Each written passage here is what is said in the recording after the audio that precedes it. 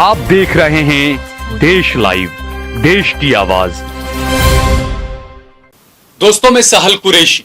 गुजरात में दूसरे चरण के लिए आज वोट डाले जा रहे हैं और बीजेपी की तरफ से शाम दाम दंड भेद हर तरह से इस चुनाव को जीतने की कोशिश की जा रही है। ऐसा मैं इसलिए कह रहा हूं कि कुछ खबरें इस तरह की आ रही है। ये पहली वीडियो आप देखिए, गुजरात के ही अरवली में जहां वोट डाले जा रहे हैं। ये बीजेपी के जिला प्रमुख हैं और उनकी गाड़ी से शराब की बोतलें और पूरे शराब के बक्से पकड़े गए बोतलों के। ये आप समझ सकते हैं कि ये गांधी का गुजरात है, जिसे 2014 के बाद में मोदी का गुजरात बना दिया गया। यहां पर शराब पर पाबंदी है। पिछले दिनों हमने देखा था कि आज तक की जो मोदी भक्त एंकर हैं अंजना ओम कश्यप, वो अपनी रिपोर्टिंग कर रही थी तो किस तरीके से शराबी लोग उनके वहां पर आ गए थे।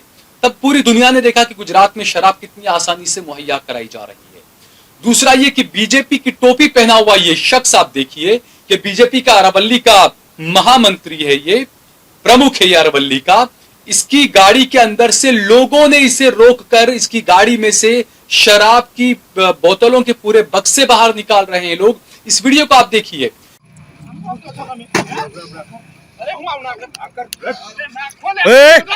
गाली ना खाए जिला प्रमुख, अरे राजू तर जिला प्रमुख। क्या इसी तरीके से चुनाव जीते जाते हैं? क्या शराब की एक बोतल देकर एक वोट ले लिया जाता है? ये बड़ी हैरान करने वाली बातें हैं। इससे पहले एक वीडियो आया था कि कुछ मजदूरों को महज 3 खाने का जो टिफिन होता है, लंच बॉक्स जो होता है 3 वाला, वो लोगों को दिया जा रहा था और बोला जा रहा था कि मोदी जी को वोट दीजिए। तो वोट इस तरीके से खरीदे जा रहे हैं, तो ये कहां जा रहा है हमारा लोकतंत्र? ये बड़ा सवाल है दोस्तों। इस वीडियो को आप देखिए।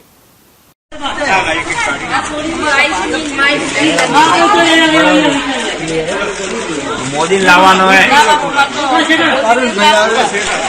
मोदी हाथ मजबूत करके परवीन की वोट डाल सकते हो, हाथ मजबूत है।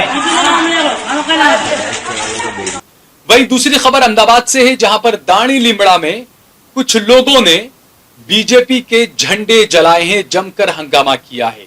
अमूमन ये होता है कि जहां पर भी बीजेपी के झंडे जलाए जाते हैं या कुछ ऐसा होता है तो ऐसा माहौल खड़ा किया जाता है कि कुछ मुसलमान लोग विरोध कर रहे हैं। लेकिन मैं आपको बता दूं कि इस वीडियो में जो विरोध कर रहे हैं वो ना हिंदू है ना मुसलमान है, वो इस भारत के लोग हैं और बिल्कुल वो हिंदू है मेरे भाई, जो कि विरोध कर रहे हैं भाजपा का। ये विरोध क्यों किया जा रहा है इसको हमें समझना होगा। बदनाम कर दिया जाता है कि मुसलमान बीजेपी को बर्बाद कर रहे हैं या बदनाम कर रहे हैं या बीजेपी के झंडे जलाते हैं या बीजेपी के खिलाफ कुछ बोलते हैं। लेकिन यहां पर लोगों को खुद समझना होगा कि बात जब देश की हो तो हम सबको एक प्लेटफॉर्म पर खड़े रहना चाहिए। हमें हिंदू मुसलमान में बंटना नहीं चाहिए। तो अहमदाबाद के अंदर आखिरकार बीजेपी के झंडे क्यों जलाए जा रहे हैं, ये हंगामा ये महिलाएं ये पुरुष क्यों कर रहे हैं, इस पर भी सभी को ध्यान देना चाहिए।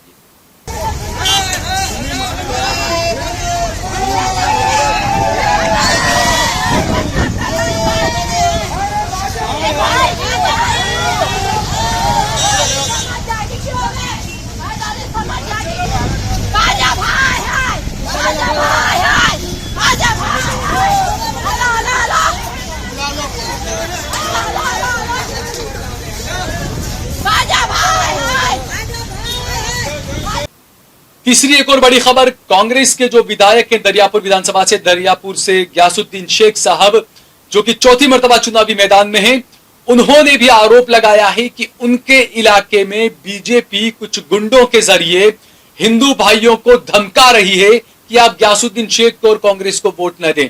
ये गंभीर आरोप ग्यासुद्दीन शेख ने लगाए हैं। राइफल क्लब बगल में ही है, यहाँ से वहां पर बैठ करके अमित शाह के खास वहीवटदार अजय पटेल, यहाँ के डीसीपी जॉन 2 मिस्टर जाडेजा जी, क्राइम ब्रांच के भरत पटेल, ये लोगों को डराकर धमकाकर मजबूर करते हैं मुस्लिम समाज के लोगों को कि आप राइफल क्लब में जाओ और अजय पटेल से मिलो। अच्छा।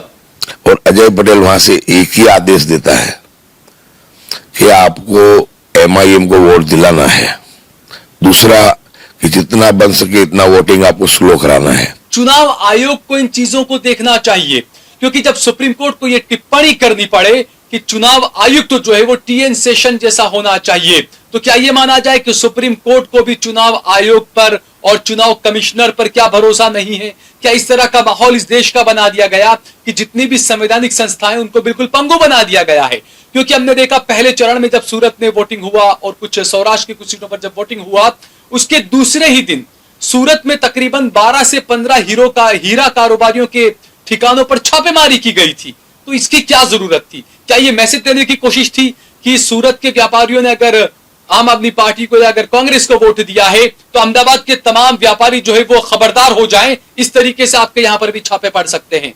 तो इन चीजों को देखना चाहिए। इलेक्शन के वक्त इस तरह की कार्रवाई न हो, इस पर बाकायदा रोक लगानी चाहिए इलेक्शन कमीशन को।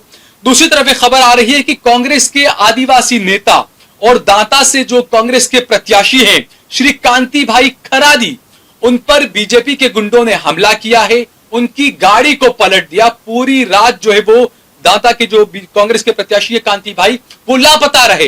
काफी हंगामा हुआ। कांग्रेस के कई नेता देर रात जो है वो जगदीश ठाकुर वगैरह इलेक्शन कमीशन से मिलने की उन्होंने बात कही, वहां पर जाकर अपनी बात रखी। तो ये किस तरह की गुंडागर्दी? क्या हम गुजरात में जी रहे हैं या हम यूपी बिहार में जी रहे हैं कि एक प्रत्याशी को पीटा जाए, उसकी गाड़ी पलट दी जाए? ये आरोप लगाए हैं जिग्नेश मेवाणी ने।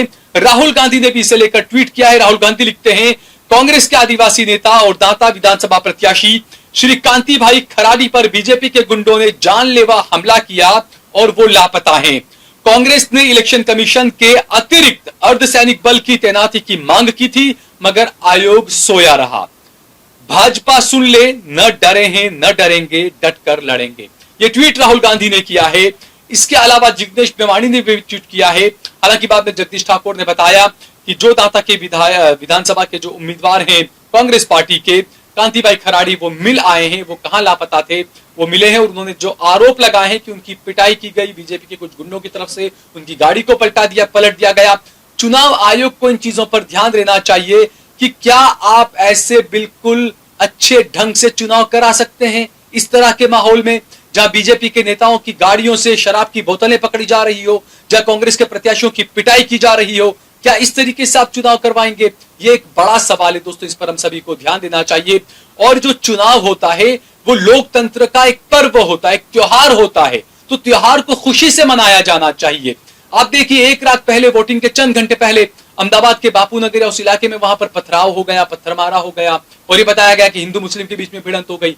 इन चीजों से बचना चाहिए। मेरे हिंदू भाइयों को भी समझना चाहिए, मेरे मुस्लिम भाइयों को भी समझना चाहिए कि हमें एक भारत श्रेष्ठ भारत बनाना है।